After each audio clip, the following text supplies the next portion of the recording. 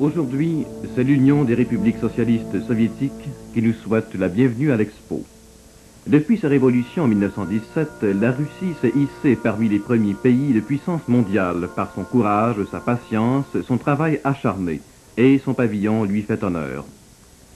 Les visiteurs se pressent nombreux au pavillon soviétique.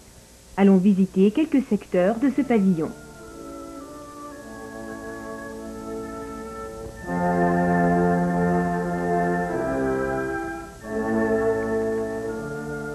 Nous arrivons d'abord au premier étage, avant de descendre au rez-de-chaussée pour découvrir les bassins d'élevage d'esturgeons et leur production de caviar. La Russie en est le premier dégustateur au monde et le premier pays producteur.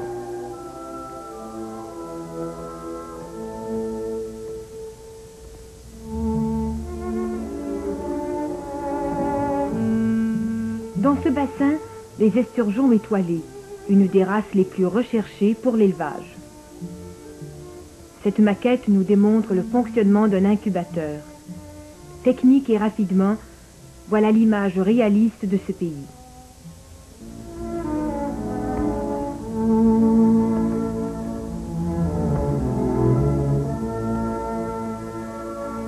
À la place d'honneur, comme il convient, une sculpture de Lénine, le père de la Russie soviétique.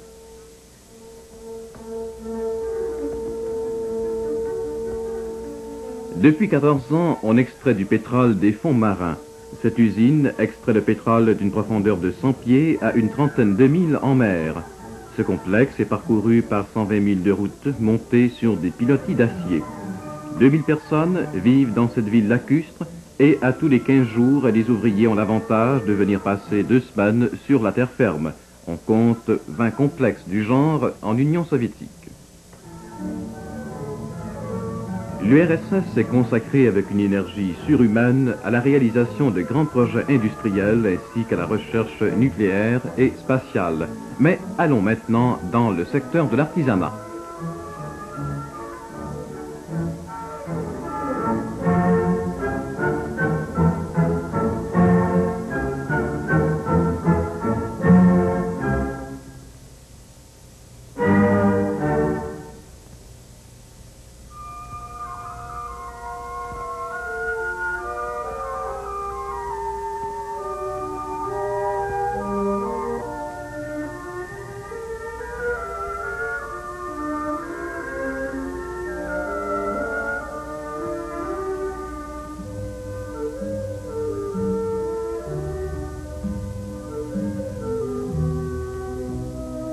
Une ravissante matriarchka, cette fameuse poupée russe.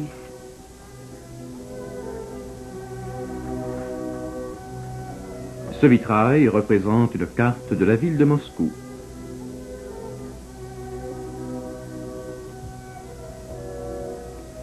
Les sculpteurs sur bois de tilleul sont nombreux.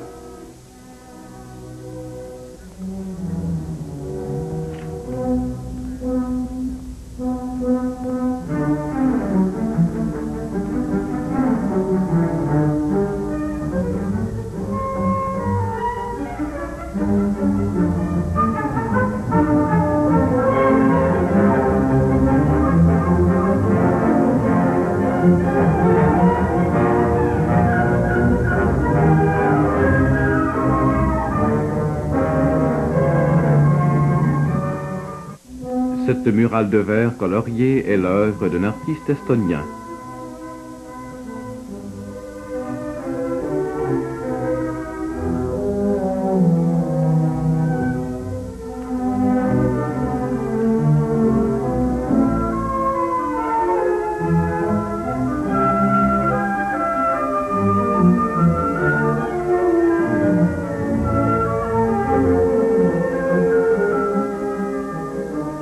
Il fait nuit au moment où nous nous approchons de la maquette d'un camp de vacances pour enfants installé en Crimée sur les bords de la mer Noire. Au moment où le jour apparaît, nous découvrons toute la beauté et la belle ordonnance de cet établissement de mer.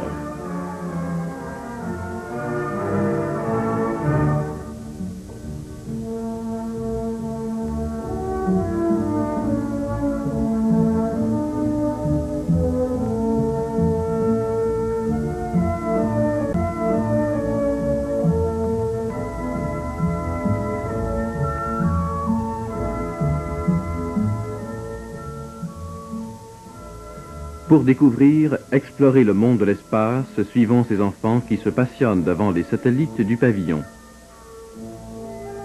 Il existe 160 sortes de satellites de recherche en Union soviétique et il faut voir l'intérêt qu'ils suscitent chez les visiteurs. Dans tous les stands d'exposition, des guides, des interprètes expliquent le fonctionnement de ces appareils fascinants.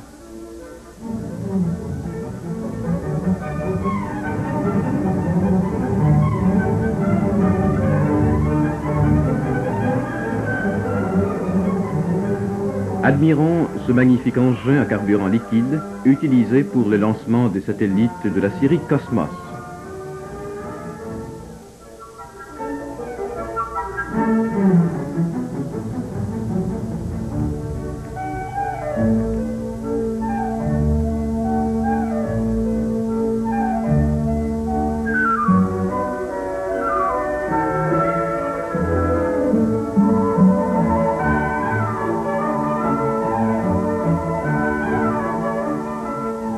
Le Vénus 3, un des plus importants satellites de recherche mis au point pour explorer cette lointaine planète.